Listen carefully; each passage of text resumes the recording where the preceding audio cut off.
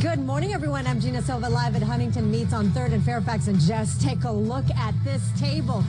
Coming up, we're going to show you how to pick the right cut, how to marinate, and how to cook it. We've got John here, the expert. He's going to show us how to do it. I like it medium, please. All right, let's talk some meat.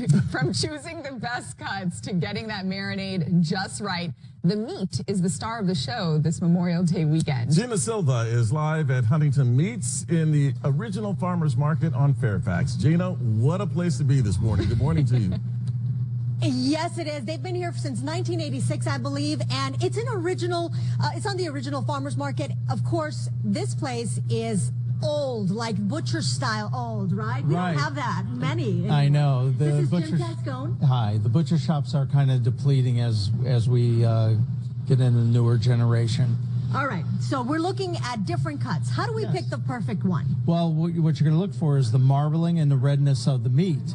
What we have here is a porterhouse, which is a filet in a New York, and this is a separate filet in New York.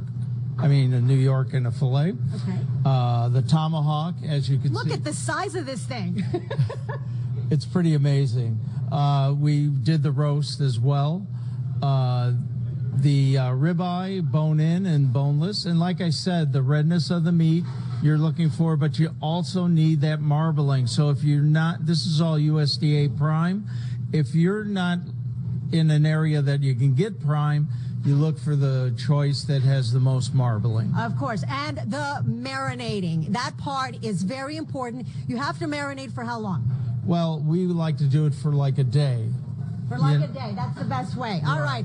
And John Escobedo, all right. So how do we cook it perfectly? Well, we start off with a good seasoning. We marinate minimum 20 minutes.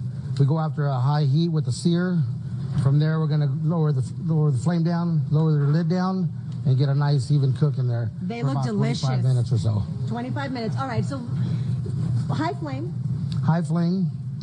Get a sear 1 to 2 minutes aside, and then we're going in. Then we're going to close that lid, lower the flame down, and we're going to let it just roast for about 25 minutes. All right. And one of the important things to remember is that when it's done, you don't cut it right away, right? No, you want to let it rest about 5 minutes.